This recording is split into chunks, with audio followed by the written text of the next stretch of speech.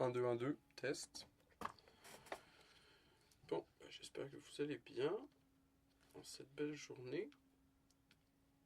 Nous sommes lundi, j'essayais de trouver quoi faire, quoi lire les lundis en fait pour compléter un peu le week-end. Et j'ai trouvé quelque chose qui, je suis sûr, malgré le fait que je ne l'ai pas en anglais pour ce justement du week-end, mais je l'ai en français. Et le jour où je le trouve en anglais, vous l'aurez aussi. C'est un livre qui va permettre un peu d'expliquer, en fait, de vous donner un contexte sur la Bible. Donc on lit l'Ancien Testament ici, les vendredis, si je me rappelle bien. Et donc, en fait, avec ça vient plein de questions. Là, ça va pas venir avant un bout, hein, parce qu'on lit l'Ancien Testament et qu'on s'en va tranquillement vers le Nouveau Testament. Et vous avez déjà la question dans votre tête, et la question est, qui est le Christ? Et en fait, c'est le titre de l'œuvre que j'ai dans les mains, c'est Qui est le Christ, par Rudolf Steiner. Et donc voilà, Rudolf Steiner étant un occultiste, alors certains aiment bien, et du coup certains autres détestent le truc. J'ai rien à dire pour ceux qui aiment bien, parce que en fait vous aimez déjà le truc, donc j'ai pas besoin de le défendre. Mais pour ceux là que l'occultisme, là ça va effrayer un peu, faites juste vous dire que peu importe la façon dont il va vous présenter et tout le truc, au final, voilà, c'est quoi le mal à écouter l'occultiste en question nous raconter son truc, parce que s'il nous sort des gemmes, on va pouvoir les ramasser. Et vous pouvez prendre mon mot qui va nous sortir des gemmes. Parce que moi, c'est un peu la raison pour laquelle je lis du Steiner, c'est parce qu'il sort des gemmes. Moi, j'ai découvert le gars au début en faisant des recherches sur le Kali Yuga. Steiner, il avait comme selon l'article Wikipédia, Steiner avait prédit la fin du Kali Yuga. J'ai jamais trouvé le claim en question, mais c'était assez pour éveiller curiosité sur Steiner. Et en lisant son article, je me suis dit waouh, je me demande bien ce qu'il a écrit. Et après, en allant lire les premiers livres de Steiner que j'ai trouvés, que j'ai achetés, voilà. Donc, y a pas photo. On va get directement dans la lecture du premier chapitre. Merci donc de like, commenter et subscribe sur la vidéo tout du long du vidéo ou maintenant ou tantôt. Ça sera seule fois que ça va être dit dans tout le spiel. Bouddhisme et christianisme. Et voilà, on est au chapitre 1 qui s'intitule Bouddhisme et christianisme. Donc on rappelle, c'est Rudolf Steiner. Et on est parti donc dans la chose. On parle beaucoup. Ouh là, on entend en plus toutes les conneries qui se passent dehors. Je vais aller essayer d'arranger un peu ça. Quel genre de... Ah, lui, même pas... moi, de toute façon, c'est la vie. Hein. Vous savez quoi? C'est la vie. On va juste lire comme ça. Et voilà. On parle beaucoup du Bouddha et du bouddhisme. Ce fait est d'autant plus intéressant que cette conscience de la nature du bouddhisme, ou plutôt ce désir de comprendre le bouddhisme, est un phénomène relativement récent en Occident. Si nous étudions par exemple la vie et l'œuvre de Goethe, cette immense personnalité qui marqua de son rayonnement toute la culture occidentale au tournant du... Les chiffres en roman, là. 18e et 19e siècle, et dont l'influence se poursuit encore avec force. Nous voyons que le Bouddha et le bouddhisme n'y jouent encore aucun rôle. Peu de temps après, par contre, on voit que le bouddhisme a eu une énorme influence sur quelqu'un comme Schopenhauer, qui fut d'ailleurs, en un certain sens, un disciple de Goethe. L'intérêt pour ce courant spirituel oriental n'a ensuite fait que croître, si bien que beaucoup de gens cherchent aujourd'hui à comprendre ce qui est intervenu dans le devenir de l'humanité par l'action de celui qu'on appelle le grand Bouddha. Il faut pourtant dire que, curieusement, la plupart des gens rattachent encore au bouddhisme une idée qui, si l'on considère ce qui est essentiel, ne devrait pas lui être associée, celle des vies successives, ou, comme on dit, la réincarnation. En effet, associer ainsi bouddhisme et réincarnation, c'est presque pour celui qui pénètre assez profondément ces choses comme de penser que les meilleurs connaisseurs des chefs-d'œuvre de l'Antiquité sont ceux qui, au début du Moyen Âge, les ont saccagés. Cela peut paraître grotesque, mais c'est pourtant la vérité. Et on pourra vite le comprendre si on se dit que tout l'effort du bouddhisme vise précisément à sous-estimer ces vies terrestres successives et à en raccourcir autant que possible le nombre.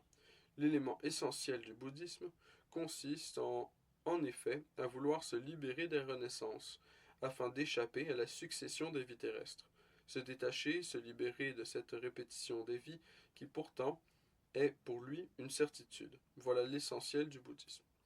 Une observation même superficielle de l'histoire de notre culture occidentale suffirait à montrer que la notion de vie terrestre successive n'a rien à voir avec la compréhension du bouddhisme et réciproquement.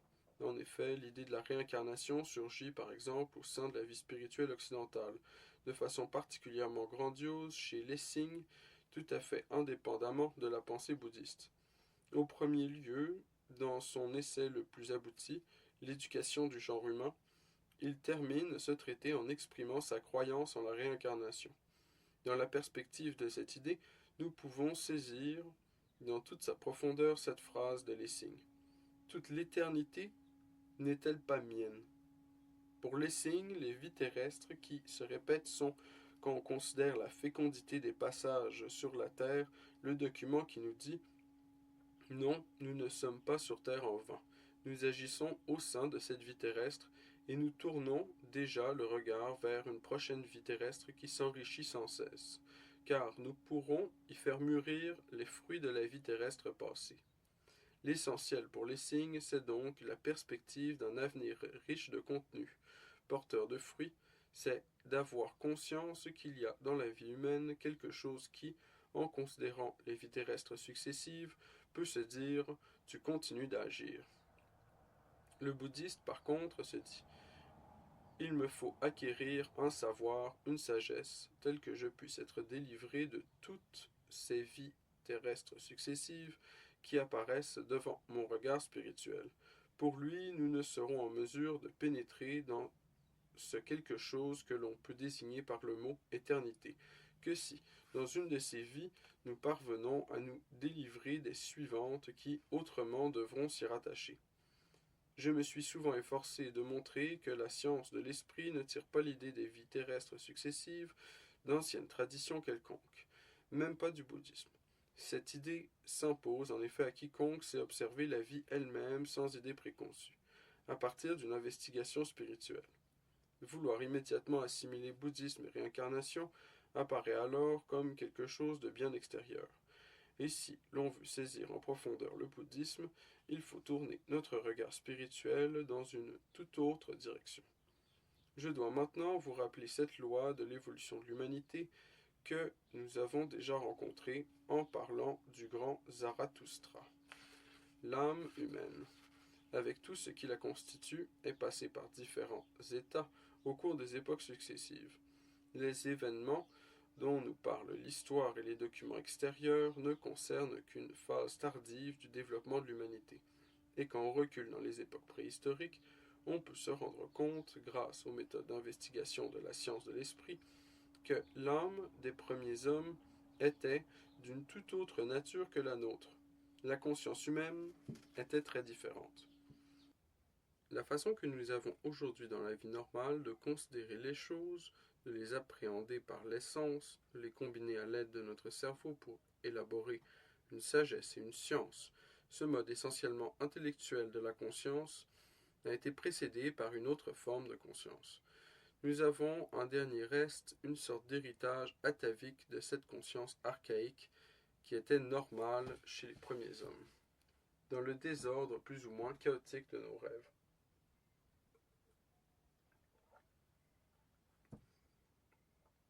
Grâce à cette forme de clairvoyance, nos ancêtres voyaient ce qui reste caché derrière le monde sensible, en plongeant dans un état intermédiaire entre la veille et le sommeil. Aujourd'hui, notre conscience oscille entre l'état de veille et l'état de sommeil, et nous mettons en œuvre notre intelligence quand nous sommes éveillés. Notre état de conscience actuel, qu'on peut appeler intellectuel, s'est développé, peu à partir d'une conscience différente, faite d'images mouvantes. Mais ces images n'étaient pas aussi dépourvues de signification que le sont nos rêves. Elles correspondaient de façon très précise à des événements et des êtres suprasensibles. La conscience humaine a donc connu un long développement qui remonte jusqu'à une sorte d'ancienne clairvoyance, d'état de rêve conscient qui permettait aux ancêtres des hommes de voir dans le monde spirituel et d'y puiser non seulement un savoir, mais aussi une satisfaction intime, la félicité de se savoir en relation avec un monde spirituel. Car autant nous sommes certains, nous sommes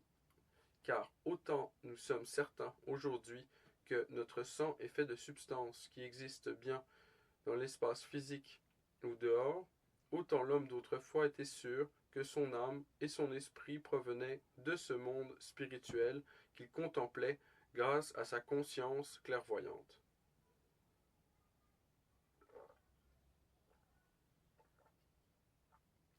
Bien des événements de l'histoire qui nous sont attestés par les faits extérieurs ne deviennent compréhensibles qu'à partir du moment où l'on admet l'existence d'un tel état originel de la vie humaine sur la Terre. La science extérieure, on le voit, est de plus en plus amenée à concevoir, jusqu'à des époques très reculées, l'humanité. Oh.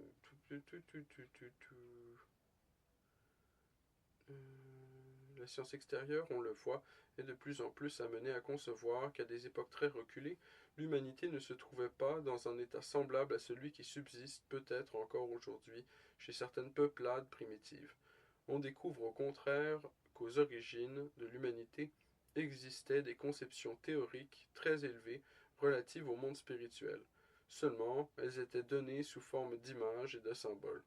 Si nous pénétrons de façon juste dans les mythes et les légendes qui nous restent encore aujourd'hui, nous ne pouvons les comprendre qu'en remontant à une sagesse originelle qui s'est répandue dans l'humanité d'une toute autre façon que l'a fait la science intellectuelle à notre époque.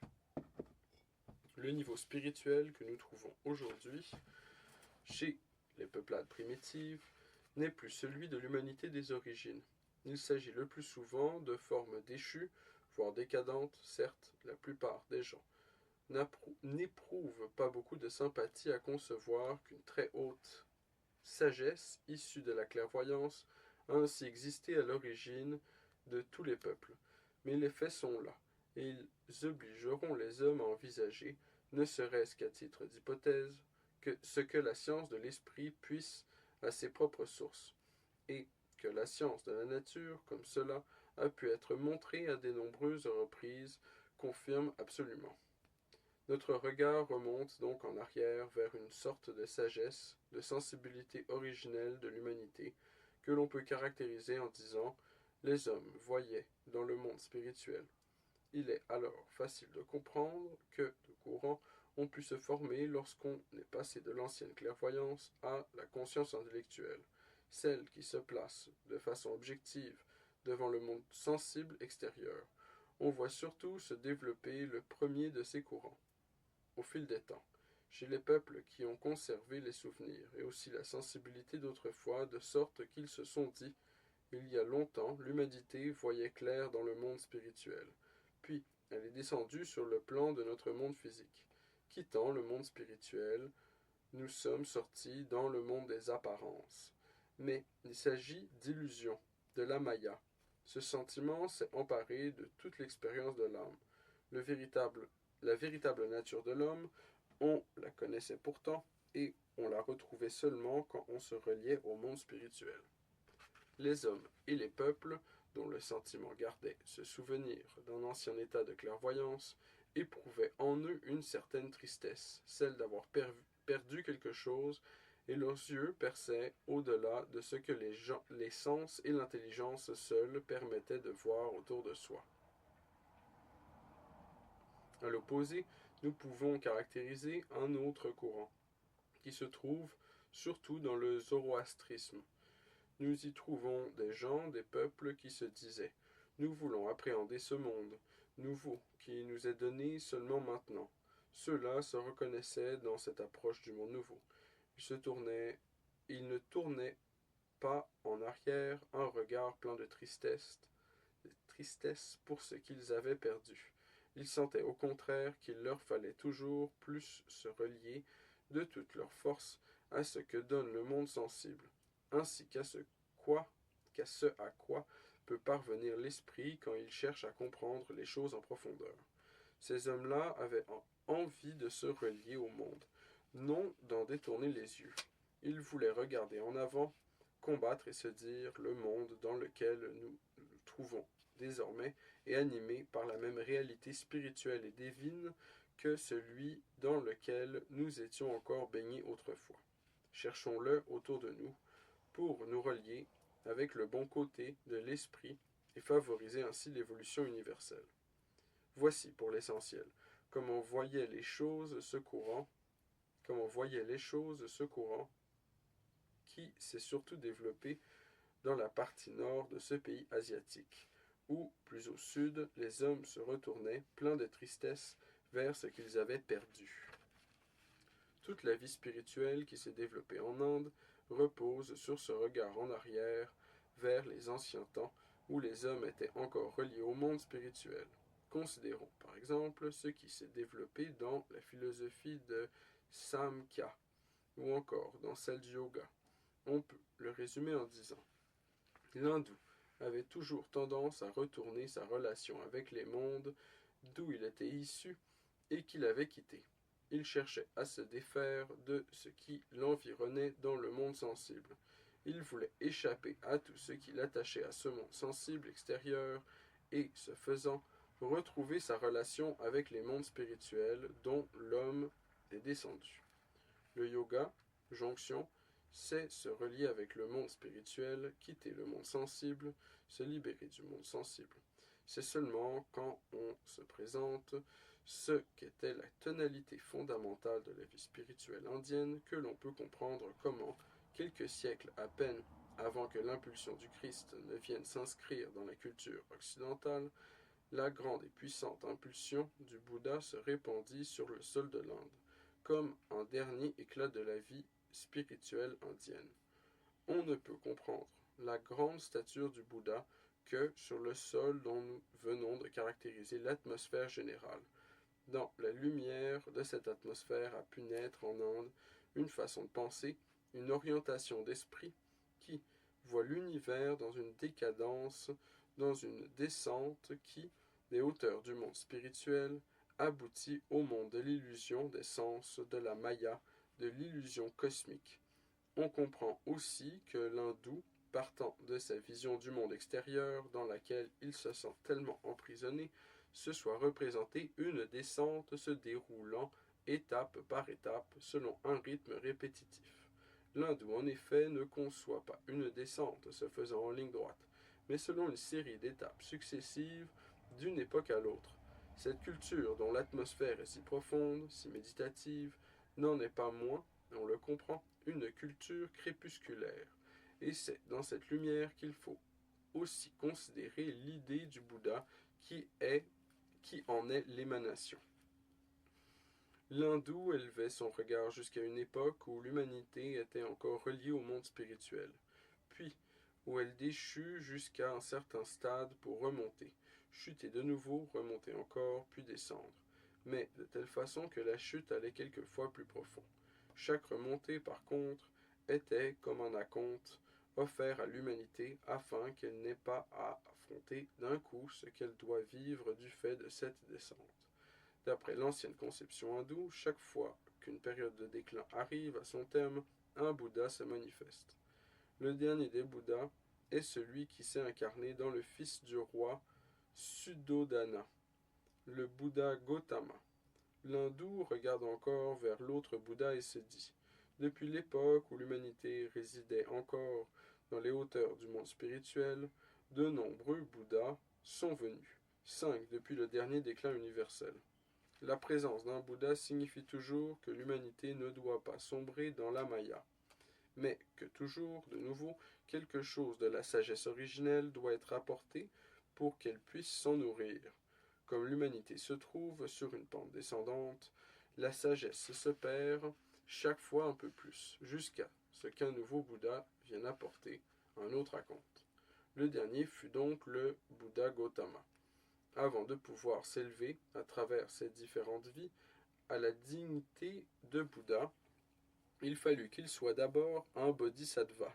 Dans la conception hindoue, le fils du roi Suddhodana, Gautama, n'est pas encore un Bouddha avant sa 29e année, mais un bodhisattva.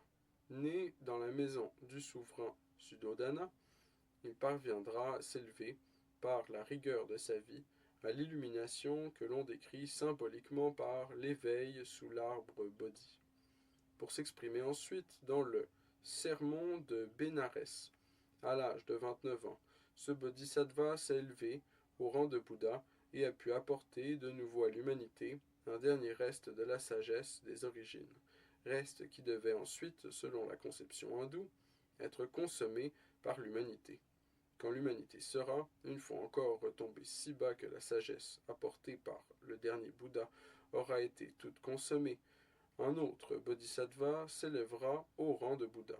Ce sera le Bouddha de l'avenir, le Maitreya Bouddha, qui, pour les hindous, vont encore venir. On devient un bodhisattva grâce aux efforts de nombreuses vies. Que peut alors signifier l'ascension d'un bodhisattva à un Bouddha?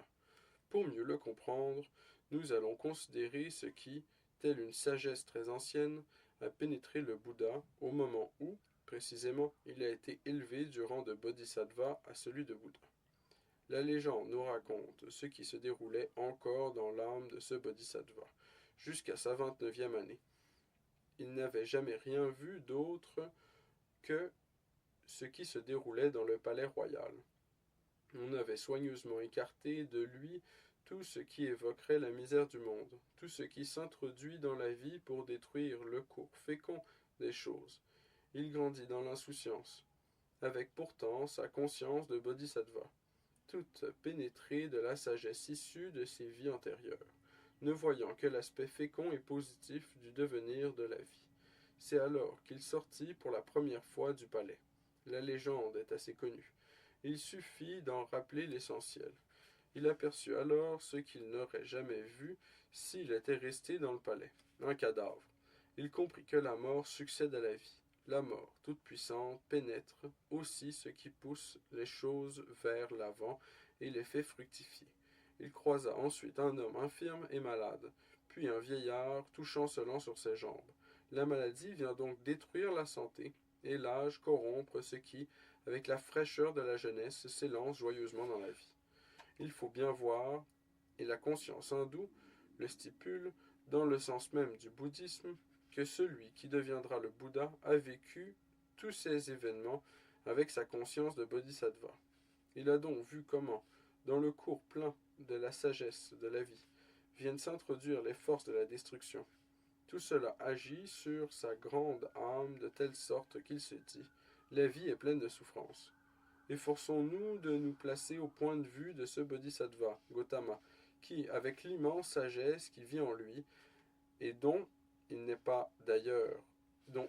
d'ailleurs pas pleinement conscient, aperçut jusque-là tout l'aspect heureux et fécond de la vie, et tourne à présent les yeux vers l'élément destructeur, porteur de décadence de l'existence. Le Bouddha, en vertu de sa grande âme, ne pouvait que se dire « Quand nous atteignons la sagesse et le savoir, ils nous permettent de saisir le devenir. Oui, l'idée qui s'impose à nous est celle du devenir et d'un progrès incessant. La sagesse nous conduit à l'idée de la fécondité de toute chose. Mais nous regardons alors dans le monde et nous y voyons un élément destructeur, la maladie, la vieillesse et la mort. Ce ne peut être la sagesse qui a mêlé ainsi à la vie la vieillesse, la maladie et la mort. Il faut donc qu'il y ait autre chose. Le grand Gautama a pu se dire, ou plutôt ressentir, ou plutôt pressentir, parce qu'il n'avait pas encore atteint toute sa conscience de bodhisattva. On peut donc être rempli de sagesse et atteindre, par cette sagesse, l'idée d'un devenir fécond, alors que la vie nous montre partout l'anéantissement, la maladie, la mort, et encore bien d'autres choses qui interviennent de façon destructrice dans la vie. il y a là quelque chose à comprendre, que le bodhisattva ne peut pas encore clairement pénétrer. Il est passé par de nombreuses vies. De réincarnation en réincarnation, son âme a acquis une sagesse sans cesse plus grande, si bien qu'il peut regarder la vie d'un point de vue supérieur. Mais lorsqu'il est sorti du palais royal et qu'il a été confronté à la réalité de la vie, la vraie nature de ce qu'il a vu alors n'a pas encore pénétré sa conscience. Tout le savoir que nous rassemblons, toute la sagesse que nous accumulons de vie en vie, ne peuvent pas, finalement, nous permettre de comprendre les véritables mystères de l'existence. Ils doivent donc résider quelque part ailleurs, en dehors de la vie, que nous parcourons d'incarnation en incarnation. Cette idée cheminant dans la grande âme de Gautama le mena à ce qu'on appelle l'illumination sous l'arbre de Bodhi. Tout devint alors clair pour lui. On peut l'exprimer ainsi. Nous sommes dans un monde de Maya, d'illusion.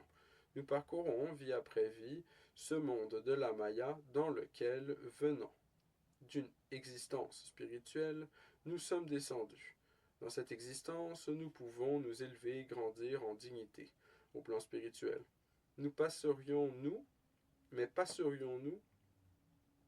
par temps et temps d'incarnation qui nous rendraient toujours plus sages, nous n'en parviendrions pas pour autant à résoudre la grande énigme de l'existence qui, dans la vieillesse, la maladie et la mort, nous fixe de son regard.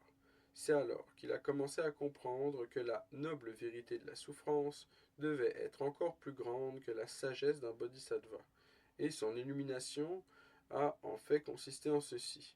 Il s'est dit que le monde qui nous entoure, le monde de la Maya, n'est pas de la vraie sagesse, mais si peu de la sagesse qu'après de nombreuses vies, dans cette existence extérieure, nous n'avons pas pu en tirer la moindre compréhension pour toute cette souffrance, et nous en libérer.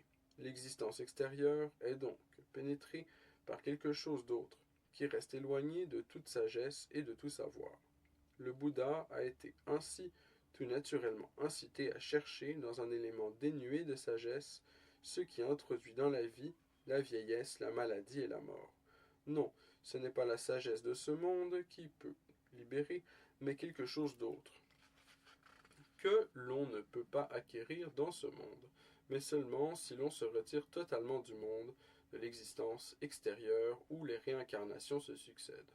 À partir de cet instant, le Bouddha a vu, dans la vérité sur la souffrance, l'élément fondamental dont l'humanité a besoin pour progresser. La souffrance est amenée dans le monde par ce qu'il a appelé la soif d'existence, un élément dépourvu de sagesse. Sagesse, d'un côté, absence de sagesse et soif d'existence de l'autre côté. Voilà ce qui l'a incité à se dire. Ce n'est qu'en nous libérant de ces réincarnations, de ces vies terrestres successives, que nous pourrons atteindre la véritable liberté humaine, la délivrance. Même quand nous atteignons la plus grande sagesse, en effet, ces vies terrestres ne peuvent nous délivrer de la souffrance. Mais pourquoi le Bouddha s'est mis à méditer sur les moyens par lesquels l'homme peut sortir du monde où se jouent ses réincarnations pour entrer dans le monde qu'il a appelé le Nirvana? Il faut seulement se garder de plaquer sur ce mot les concepts grotesques et fantaisistes qui circulent aujourd'hui un peu partout à ce propos.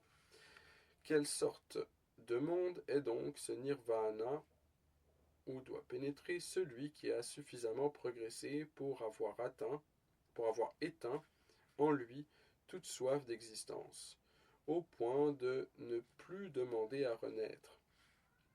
Pour le bouddhisme, le monde de la délivrance, de la félicité, ne peut être décrit avec rien qui provient de ce que nous percevons autour de nous avec nos sens, le monde de l'existence physique. Rien de ce que nous percevons dans le monde de l'espace physique ne peut nous conduire à une libération. C'est pourquoi nous ne devons appliquer aucun de ces attributs au monde dans lequel l'homme veut chercher sa libération. Faites taire en vous tous les attributs, tous les mots que l'homme utilise quand il veut décrire quelque chose dans son entourage. Il n'y a rien de tout cela dans le monde de la félicité. On ne peut se faire aucune représentation du monde dans lequel pénètre celui qui veut surmonter les réincarnations. On ne peut donc le décrire qu'à l'aide d'un mot négatif. Le nirvana n'est pas ce que nous percevons dans le monde qui nous entoure. On ne peut qu'en parler en négatif et dire « celui pour qui toute attache à cette existence est éteinte verra ses yeux s'ouvrir lorsqu'il entrera dans ce monde qu'ici l'on ne peut décrire que par un mot négatif, nirvana. » Pour le bouddhiste, ce monde est tel qu'aucun de nos mots ne peut le décrire. Ce n'est pas un néant, mais une existence si riche, si pleine de félicité, qu'il n'y a plus de mots pour le dire. Voilà ce qui permet déjà de saisir le véritable nerf du bouddhisme, son caractère propre, à partir du sermon de Bénarès, où la vérité sur la souffrance apparaît pour la première fois. Cette connaissance de la souffrance qui traverse la vie, cette connaissance de l'essence de la souffrance et de ce qui y mène, c'est-à-dire la soif d'existence, imprègne tout ce que l'on sait du bouddhisme. Il ne peut donc exister qu'une seule façon de progresser, se libérer de cette série d'existences dans les réincarnations. La suite de l'enseignement consiste dans l'indication des moyens, c'est-à-dire le chemin de connaissance qui mène au-delà de la sagesse terrestre afin que l'homme se rende peu à peu capable d'entrer dans le nirvana. Autrement dit, qu'il apprenne à utiliser les renaissances terrestres de façon à pouvoir finalement les surmonter et en être libéré. Après avoir exposé de façon abstraite la pensée fondamentale du bouddhisme, nous pouvons maintenant caractériser l'essence, en soulignant comment cette façon de penser se situe singulièrement par rapport à l'image que l'on peut se faire de l'homme. Elle isole en effet celui-ci et s'interroge sur son destin et sur le but de son existence, sur ce qu'il fait ici-bas dans le monde en tant que personnalité, qu'individu isolé. Comment une conception du monde édifiée sur la disposition intérieure dont nous avons parlé pourrait-elle penser autrement? Elle se fonde en effet sur l'idée suivante. L'homme descendu des hauteurs spirituelles se trouve plongé dans un monde d'illusions duquel, à intervalles réguliers, la sagesse d'un Bouddha peut le libérer. Cette sagesse le mène, comme ce fut le cas avec le dernier Bouddha, à rechercher la libération de l'existence terrestre. Comment? Dans l'optique d'une telle disposition intérieure, le but de l'existence humaine pourrait-il être caractérisé autrement qu'en isolant celui-ci de tout son environnement? L'univers est conçu comme le produit d'une décadence, et toute l'évolution de la vie terrestre comme une chute. C'est pourquoi la manière dont le Bouddha recherche l'illumination est à la fois si étonnante et si significative. On ne peut pas comprendre le Bouddha ni le bouddhisme si l'on ne comprend pas le caractère particulier de cette illumination. Bouddha recherche l'illumination dans l'isolement le plus total. Il se retire du monde pour être seul. Tout ce qu'il a acquis de vie en vie doit être surmonté par une existence entièrement isolée, afin que, dans la force de son âme, jaillisse la lumière qui pourra l'éclairer sur le monde et sa misère. Bouddha se tient là, seul, attendant l'instant de l'illumination, où, entièrement centré sur lui-même, il sera capable de comprendre que les causes de la souffrance humaine résident dans ce qui pousse chaque âme à renaître et à s'incarner dans ce monde, que la soif d'existence qui vit en chacun est la cause de la misère que l'on trouve partout et que tout ce qui vient s'introduire dans l'existence pour la détruire. On ne peut pas comprendre le caractère si particulier de l'illumination du Bouddha si on ne lui compare pas ce qui nous vient d'un autre côté dans le christianisme. Si 100 ans après l'apparition du grand Bouddha, nous avons affaire à quelque chose de tout autre. Là aussi, il s'agit de caractériser la place de l'homme dans le monde au milieu de tout ce qui l'entoure. Mais comment? Pour décrire le bouddhisme, on peut dire en utilisant une expression abstraite que la théorie du Bouddha rend le monde, l'univers non historique. Cet aspect non historique est d'ailleurs ce qui caractérise tout ce qui est oriental. À chaque époque, on voit un Bouddha succéder simplement à un autre. L'histoire n'est pas seulement la descente des hauteurs vers les profondeurs, l'histoire implique que l'on s'efforce d'atteindre un but, et la possibilité de s'associer au monde dans son ensemble, avec tout ce qui précède et tout ce qui va suivre. Voilà ce que serait l'histoire. Voilà ce que serait l'histoire. L'homme Bouddha reste là, isolé, solitaire, s'appuyant uniquement sur sa propre existence, et il veut trouver dans cette seule existence les forces qui le conduiront à se libérer de la soif d'existence, et par là des renaissances. 6 siècles plus tard, avec le christianisme, l'homme se place tout autrement dans l'évolution de l'humanité. Si l'on fait abstraction des préjugés largement répandus, un peu partout à ce sujet, on peut caractériser la conception chrétienne de la façon suivante, dans la mesure où elle s'appuie sur les idées de l'Ancien Testament, avec les grandioses images de la Genèse. Cette conception nous fait remonter à une pré-humanité où l'homme se trouvait dans un tout autre rapport avec les mondes spirituels. Puis quelque chose de bien particulier est intervenu, qui a fait qu'au sein du christianisme, l'homme se place dans le monde tout autrement que dans le bouddhisme. Essayons de saisir ce qui vit dans l'idée chrétienne. Je suis intérieurement constitué, se dit le chrétien, de telle sorte qu'une certaine sagesse vit en moi.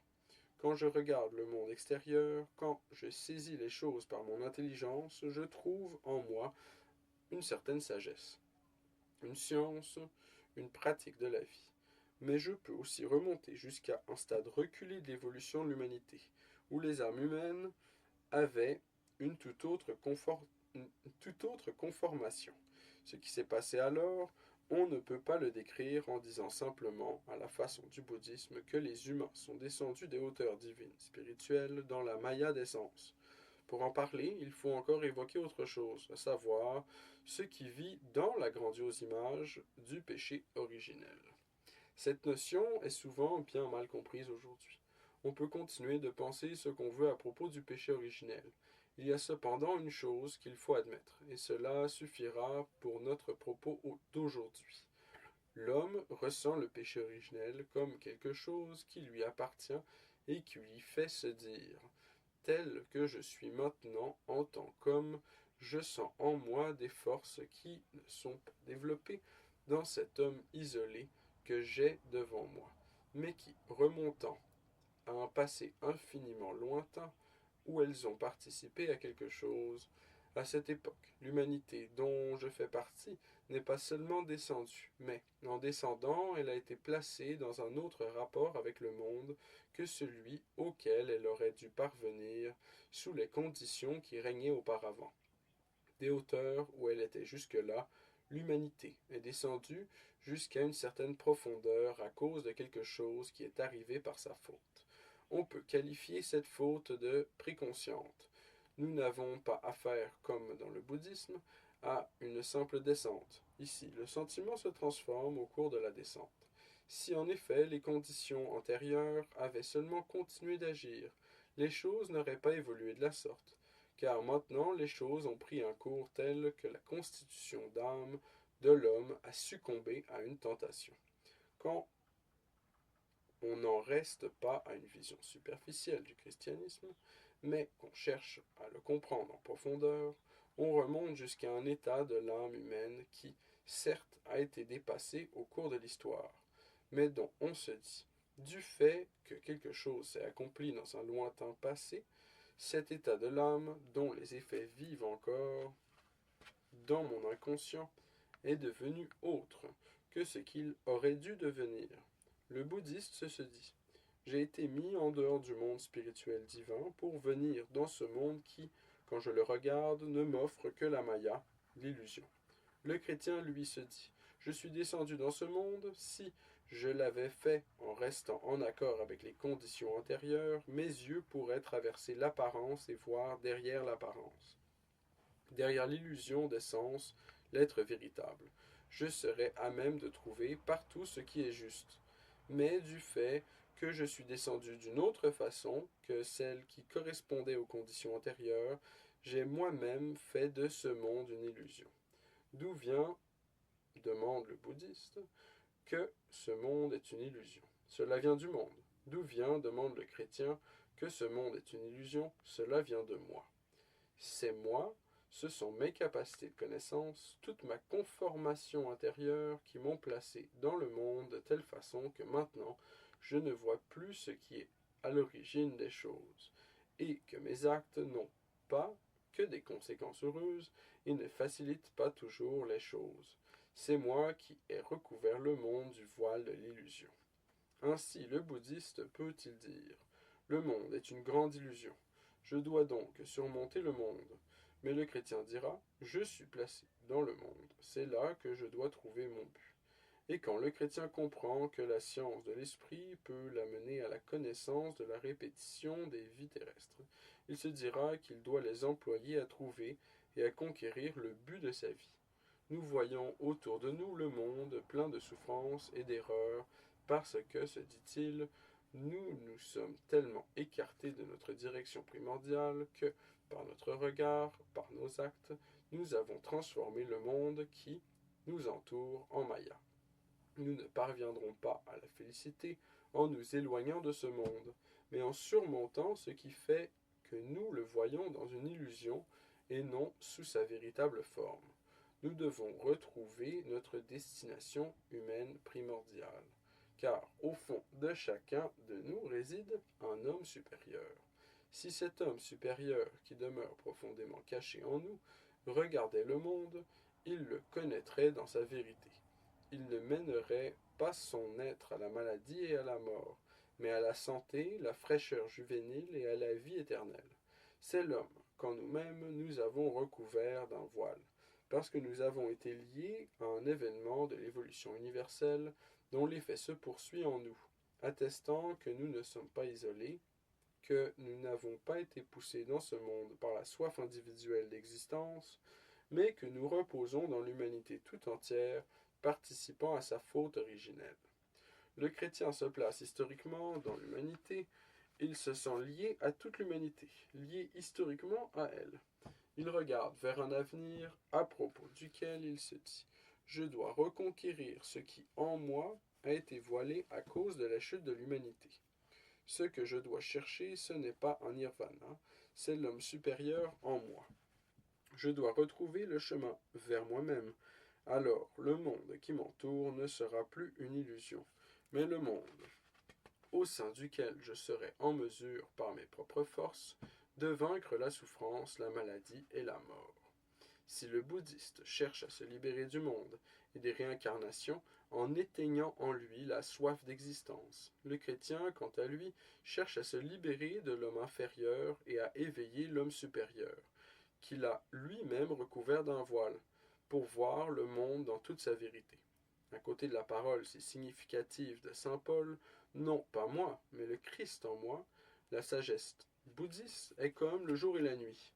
Nous voyons là cette conscience qui agit en nous, et, avec elle, nous nous situons dans le monde en tant qu'individus. Le bouddhiste dit: l'homme est descendu des mondes spirituels parce que le monde l'a poussé dehors. Il faut donc qu'il surmonte le monde qu'il a implanté en lui, qui a implanté en lui la soif d'existence. Oui, il doit fuir ce monde. Le chrétien, par contre, dit: non, si je suis comme cela, ce n'est pas à cause du monde, mais cela tient à moi. Voilà comment nous nous situons dans le monde en tant que chrétiens, avec notre conscience ordinaire. Sous cette conscience, quelque chose qui autrefois existait sous la forme d'une conscience clairvoyante, imagée, continue d'agir dans notre personnalité, dans notre individualité. Nous avons fauté avec cette conscience qui, à présent, n'est plus la nôtre. Mais si nous voulons atteindre le véritable but de notre existence, il nous faut réparer cette faute. De même que, ayant atteint un certain âge, on ne doit pas dire: j'ai commis des fautes dans ma jeunesse, mais il n'est pas juste que j'expie maintenant ce que j'ai fait à l'époque, puisque je n'avais pas encore ma conscience actuelle. De même, on ne doit pas dire non plus: il serait injuste que je doive compenser maintenant, avec ma conscience intellectuelle d'aujourd'hui, ce que j'ai fait avec une autre conscience. Cette réparation, l'homme ne peut l'accomplir que s'il met en œuvre la volonté de s'élever de son état actuel de conscience avec le moi dans lequel il vit maintenant, jusqu'à un moi supérieur celui que l'on peut caractériser par l'expression de saint Paul, non pas moi, mais le Christ en moi, une conscience supérieure en moi. Je suis descendu, se dit le chrétien, dans des états de conscience autres que ceux qui étaient déterminés à l'origine. Je dois maintenant remonter. Je ne dois pas remonter avec le moi, le je que j'ai à présent, mais à l'aide d'une force qui doit prendre place en moi et m'élever au-dessus du moi ordinaire. Cela ne se fera que si ce n'est pas moi, mais le Christ qui agit en moi et m'élève de nouveau là où je ne vois plus le monde dans l'illusion, la Maya, mais dans toute sa réalité. La force, là où les forces par lesquelles la maladie et la mort sont venues dans le monde peuvent être surmontées par ce que le Christ produit en moi. On comprend mieux ce qui caractérise la nature profonde du bouddhisme quand on la compare à celle du christianisme. On saisit alors pourquoi Lessing a pu écrire dans son Éducation du genre humain « Toute l'éternité n'est-elle pas mienne ?» Autrement dit, si j'utilise les incarnations successives pour laisser toujours davantage la force du Christ vivre en moi, j'atteins ce que je ne puis pas atteindre maintenant parce que je me suis moi-même recouvert d'un voile, j'atteins la sphère de l'éternité.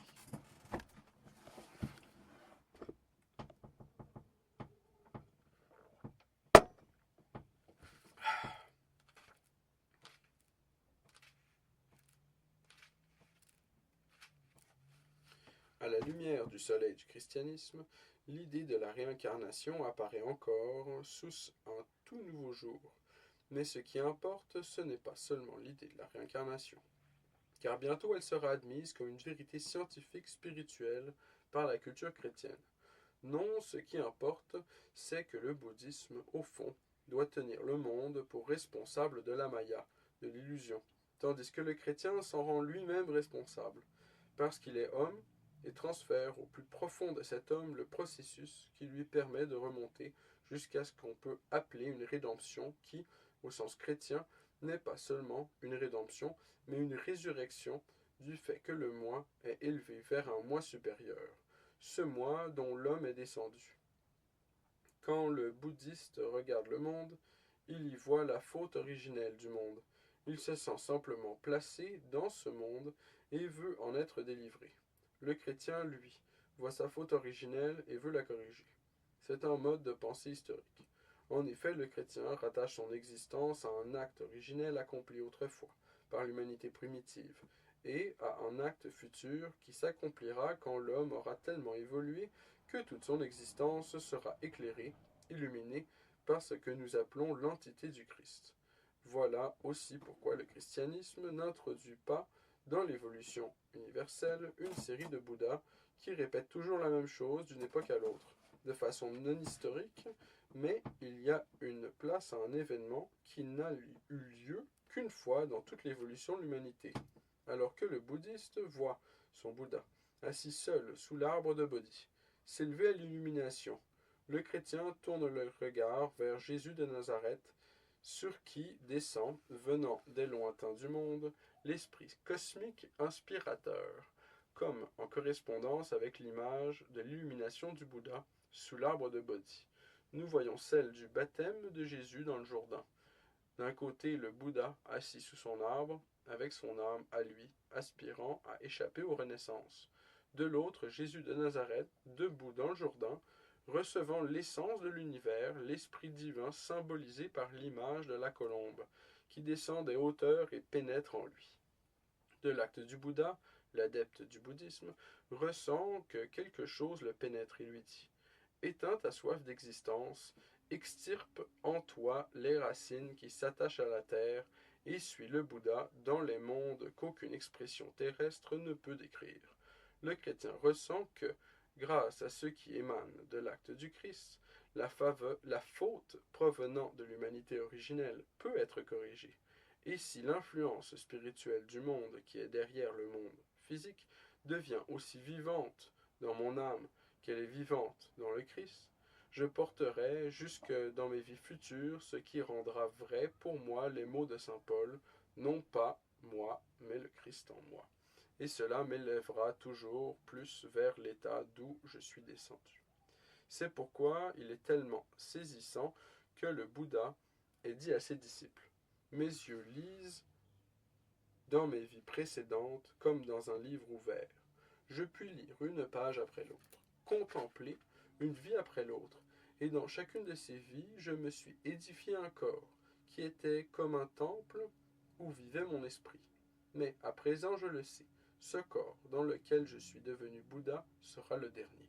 Et puis, faisant allusion au nirvana, où il devait entrer, il dit encore: je sens déjà toutes les poutres craquer, les montants s'effondrer, ce corps visible, bâti pour la dernière fois, sera entièrement détruit. Comparons cette déclaration à celle que nous trouvons dans l'évangile de Jean, où le Christ, lui aussi, dit qu'il habite un corps extérieur, mais il ajoute alors: détruisez ce temple, et en 3 jours, je le relèverai. Exactement le contraire. Cela veut dire: je veux faire quelque chose qui puisse féconder et vivifier tout ce qui, dans le monde, pénètre en nous. Ces paroles nous montrent que le Christ a pour tâche d'engendrer, dans la suite des vies terrestres, toutes les forces qui rendent vraie l'expression, non pas moi, mais le Christ en moi. Il faut comprendre que ce que dit le Christ quand il parle de relever le temple se déroule dans l'éternité. Sa force anime tous ceux qui se sentent insérés dans le devenir de l'humanité. Nous ne devons pas parler de cet événement que nous appelons l'impulsion du Christ, comme s'il pouvait d'une façon ou d'une autre se répéter dans le temps. S'il pense juste, le bouddhiste conçoit une série de Bouddhas et une répétition des époques terrestres qui sont toutes le même sens. Le chrétien, lui, remonte jusqu'à cet événement unique qu'on appelle le péché originel, et il doit donc aussi diriger son attention sur un autre événement unique qui est le retournement du premier, le mystère du Golgotha. À plusieurs reprises, au cours de l'histoire, on a voulu parler d'une répétition de l'événement du Christ, et cette perspective menace à nouveau aujourd'hui. Ceux qui le font montrent simplement par là qu'ils n'ont pas saisi ce qu'implique une vision historique de l'évolution de l'humanité. Pour qu'il y ait histoire, il faut qu'elle soit dirigée à partir d'un point. De même qu'une balance doit posséder un axe, un point de soutien de chaque côté duquel les 2 plateaux sont suspendus en équilibre. De même, si l'on veut appréhender de façon historique l'évolution de l'humanité, il faut qu'un événement vienne se placer au centre, entre avant et après. Parler d'une répétition de l'événement christique est aussi absurde qu'affirmer pouvoir faire soutenir le fléau d'une balance par 2 points. La sagesse orientale parle, certes, d'une série d'individualités toutes semblables qui se relaient, comme c'est le cas avec les Bouddhas. C'est précisément là que réside la différence entre la conception orientale et ce que l'humanité a acquis au cours de son évolution, et qui est d'abord apparu en Occident avec l'impulsion du Christ. Celui qui voudrait nier le caractère unique et exceptionnel de cet événement nierait du même coup toute possibilité qu'il existe une véritable histoire dans l'évolution humaine. Autrement dit, il ne comprend pas ce qu'est l'histoire. Prendre conscience du fait que l'individu est inséré dans l'ensemble de l'humanité, que l'évolution du monde a un sens, du début à la fin, et que ce n'est pas toujours la même chose qui se répète, voilà au fond en quoi consiste la conception chrétienne. Cela fait partie intégrante du christianisme. Le progrès accompli par l'humanité au cours de son évolution a précisément consisté en ce passage de l'ancienne conception orientale à une nouvelle, de la non-histoire à l'histoire, de l'idée que la roue des événements tourne éternellement à celle qui voit dans le développement de l'humanité quelque chose qui lui donne un sens. La notion de vie terrestre successive ne prend toute sa signification qu'avec le christianisme, car à présent, nous nous disons: L'homme parcourt ces différentes vies parce que le sens de l'existence terrestre doit être implanté en lui de façon répétée, et parce qu'avec chaque vie nouvelle, il rencontre un nouveau sens de cette existence. Il n'y a pas que l'individualité qui s'efforce de progresser. Dans toute l'humanité aussi, cette humanité à laquelle chacun de nous se sent lié, il existe du sens. Et l'impulsion du Christ, au milieu, montre que, à la lumière du soleil spirituel, l'homme peut prendre conscience de cette relation. Il n'est plus seulement l'adepte d'un Bouddha qui lui dit délivre-toi, mais il prend conscience de son rapport avec un Christ venu corriger par son action ce que, en lien avec la descente de l'humanité, on appelle le péché originel. On ne peut pas mieux caractériser le bouddhisme qu'en disant qu'il s'agit d'une sorte de coucher de soleil, celui d'une vision du monde qui va vers son déclin, et qui a connu son dernier éclat avec le Gautama Bouddha. Nous ne l'en vénérons pas moins pour autant. Nous vénérons en lui le grand esprit qui en appelle encore une fois à cette ambiance qui rappelle si justement aux hommes leur lien avec la sagesse des origines. La voie du Bouddha reste cependant tournée vers le passé. L'impulsion du Christ, par contre, nous porte vigoureusement vers l'avenir. Elle doit venir toujours plus dans les âmes des hommes pour qu'ils comprennent que ce n'est pas la délivrance mais la résurrection, la transfiguration de l'existence terrestre qui, seule, donne à cette existence son véritable sens. On n'a pas toujours besoin de chercher dans les dogmes, les concepts ou les idées ce qui agit dans la vie humaine, car il pourrait y avoir alors bien des gens à qui le bouddhisme plairait plus que le christianisme. L'essentiel, on le trouve bien plutôt dans les impulsions et les sentiments qui donnent à l'évolution de l'humanité tout son sens. Et là, on peut dire qu'à notre époque, un grand nombre d'esprits ont tendance à éprouver de la sympathie à l'égard du bouddhisme. Il existe une sorte d'état d'âme bouddhiste chez nombre de nos contemporains. Ce n'est pas encore le cas de Goethe. Ce n'est pas encore le cas chez Goethe, avec son immense amour pour la vie. Et ce regard qui sait voir partout dans le monde extérieur l'esprit d'où provient aussi l'esprit humain. Goethe cherchait à se libérer des tourments de l'étroitesse où il se sentait enfermé.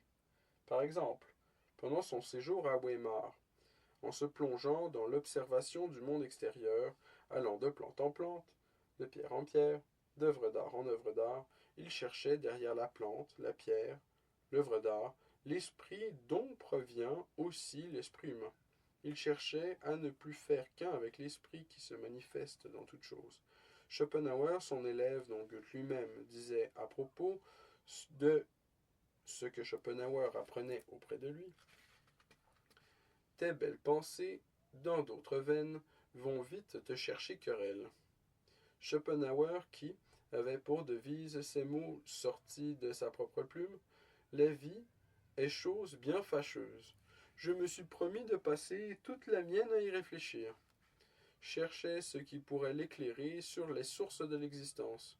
Il fut alors tout naturellement conduit vers le bouddhisme, auquel il mêla bientôt ses propres idées.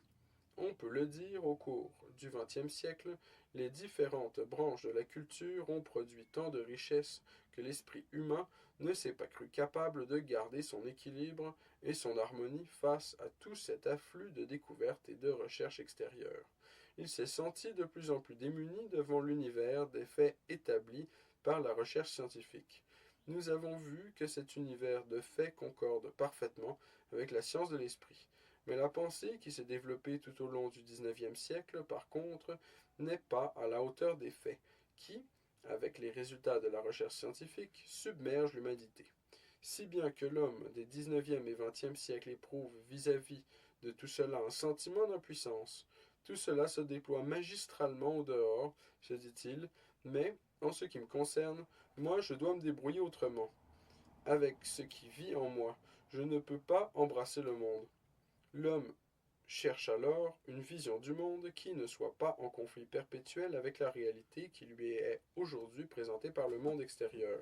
En revanche, nous nous apercevrons que la science de l'esprit est issue des assises et des expériences les plus authentiques de la connaissance spirituelle.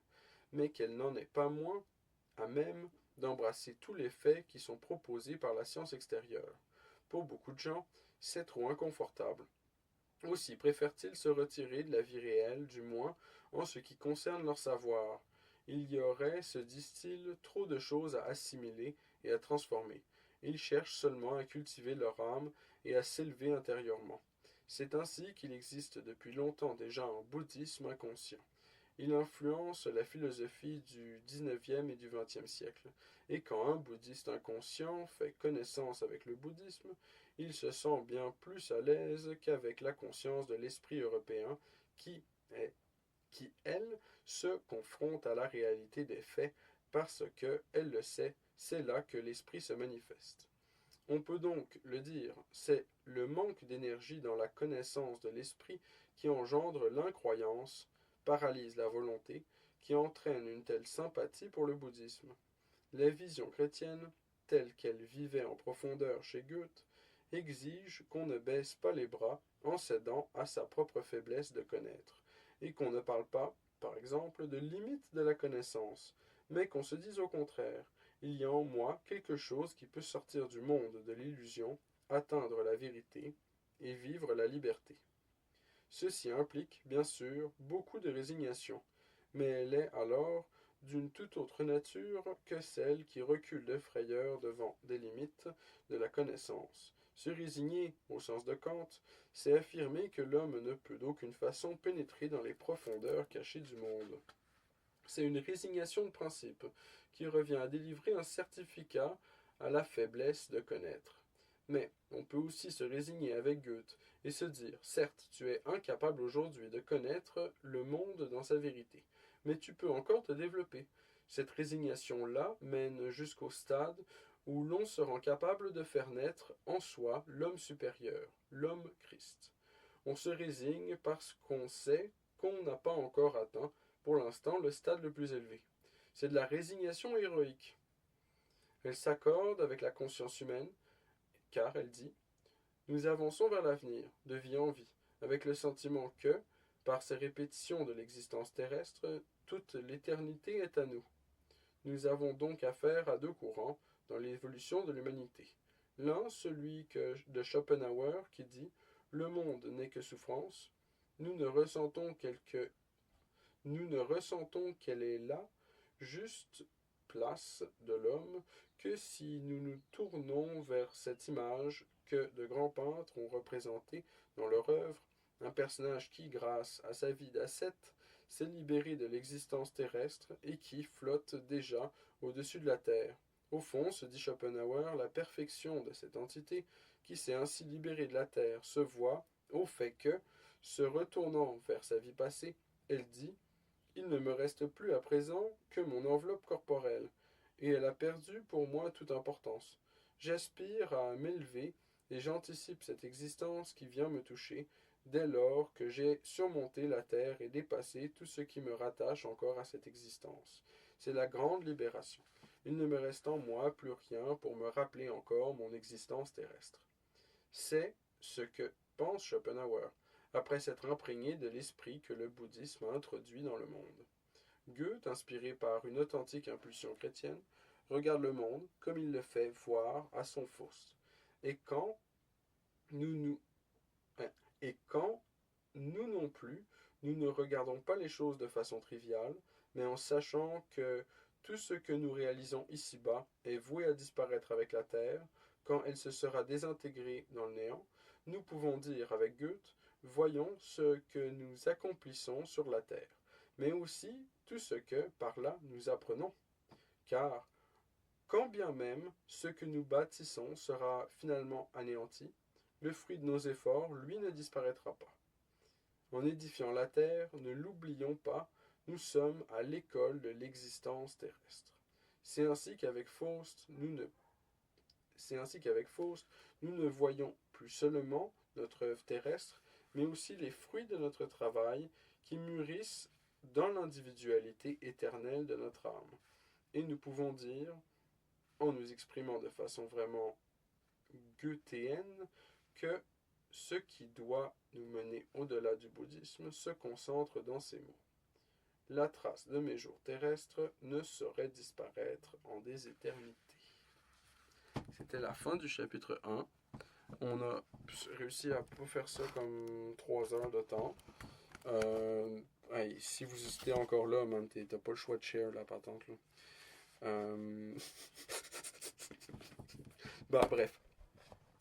Je suis content de commencer à passer au travers de ça. Là. Ça, c'était le chapitre 1. Je pense qu'ils sont à peu près tous des chapitres de 40 pages. Là. Ouais, c'est à peu près la même chose. Ça va 45 à 68. Fait qu'il y a genre 5 chapitres. Là. On va en lire un par semaine. Ouais, ça, c'est un autre 30 pages.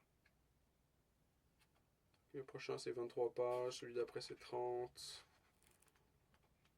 Donc, c'est ça. On va en lire un par semaine, ce qui va nous permettre de passer tranquillement au travers. Ça permettra à ceux qui écoutent ce truc-là spécifiquement, d'avoir une meilleure idée au sujet de la chrétienté en général. J'en ai un autre où il définit Notre Père qui est aussi important que je le retrouve et que je lise au moins ce passage-là pour avoir une bonne vision, voilà, parce que quand on entend le Christ ou quoi, dans notre monde d'aujourd'hui, avec notre perspective moderne, on entend quasiment, Père Noël, genre, tu vois.